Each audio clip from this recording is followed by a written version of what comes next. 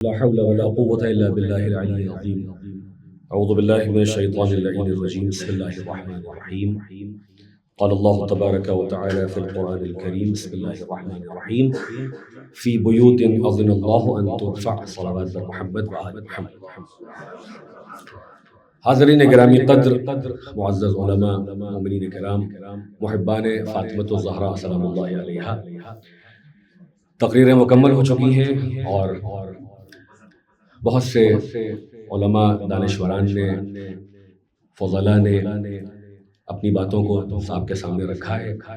میں دو جملے تیمناً اور تبرکاً آپ کی خدمت میں پیش کرنا چاہ رہا ہوں کہ اللہ نے بعض گھروں کو اللہ نے فضیلت بخشی ہے.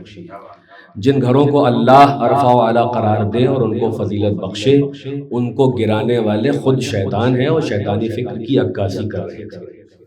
لہٰذا ایسے لوگ، انہوں نے اپنی مسمار کر کے ان گھروں کو جن کو اللہ نے بلند کیا، جہاں اللہ کا ذکر ہوتا ہے، اپنی اس آئیڈیالوجی کو ایکسپوز کر دیا خود ہی، کہ جو کسی بھی متمدن دنیا میں قابل قبول نہیں ہے. آج اگر ہم کلچرل ہیریٹیج کی بات کریں، کلچرل جو مانیومنٹس ہیں ان کو بچانے کی بات کریں، اور جو پوری دنیا میں جہاں پر بھی آپ جائیں تو لوگ اپنے آثار کو بچاتے ہیں، لوگ بزرگوں کی یادگاروں کو قائم رکھتے ہیں اور اپنے تقدسات کو جو ہے محفوظ کرتے ہیں اور لوگوں کو بتاتے ہیں کہ ہمارا کیا ورثہ ہے، ہماری کیا ہیریٹیج ہے، ہم نے کیا انہیرٹ کیا ہے.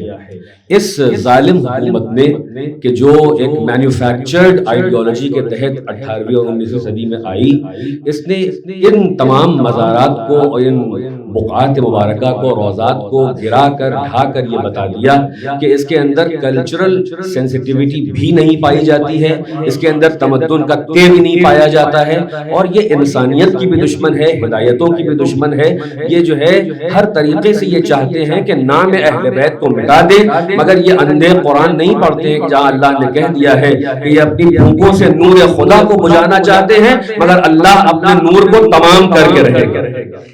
چنانچہ ہم جو یہ صدائے احتجاج بلند کر رہے ہیں، یہ ہم اپنی شرافت کا بھی اظہار کر رہے ہیں اور اپنے غم و غصے کا بھی اظہار کر رہے ہیں. جیسا آپ نے سنا کہ ہمارا کل اتنا مطالبہ ہے کہ جو آپ کے سامنے یہ تصویر ہے، آپ دیکھیں، کسی بھی دنیا کے خطے میں چلے جائیں اور اس سے پوچھیں کہ کیا اگر ایسا موزولیم، روضہ بنا ہو، شرائن بنی ہو اور یہ کلچرل ہیریٹیج ہو، یہ ریلیجس سینٹیمنٹس کو دکھا رہا ہو، اس کے اندر روحانی عشق ہو، مرکز عشق ہو، ہدایت ہو، کیا اس کو ڈھانا کسی بھی اینگل سے جائز ہے؟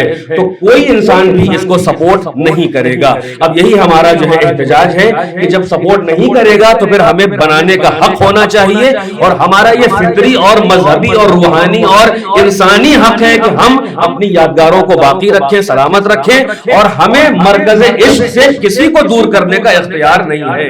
یہ ہماری یہ مرکز عشق ہے، یہ مرکز ہدایت ہے، یہ مرکز انسانیت ہے.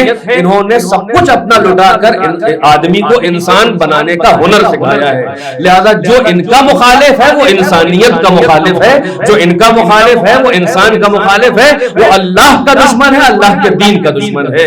لہذا ہم اس فکر پہ بھی لعنت بھیجتے ہیں اور تمام لوگوں سے اپیل کرتے ہیں کہ جو انسان ہیں کہ وہ اس انسانیت کی اقدار کی پاسداری کرتے ہوئے ہمارے ساتھ آگے بڑھیں اور ہمارے اس احتجاج میں شامل ہو کر پوری دنیا میں اس صدائے احتجاج کو بلند کر دیں کہ ہمارا جو مطالبہ ہے وہ بالکل نیچرل ہے، بالکل یونیورسل ہے، ہیومینیٹیرین گراؤنڈ پہ ہے، اور ہمیں اس کا حق ملنا چاہیے کہ ہم اپنی ماں کے مزار کو تعمیر کریں. آئیے دعا کرتے ہیں کہ پروردگار ہمارے اس بزم کو، اس احتجاج کو وہ طاقت دے دے کہ جو صدائے ابراہیمی میں طاقت تھی. یہ ابراہیم نے صدا بلند کی تھی، مگر اسلاب و ارحام تک وہ آواز گئی تھی، اور جس نے بھی لبیک کہا تھا وہ حج کے لیے آیا ہے.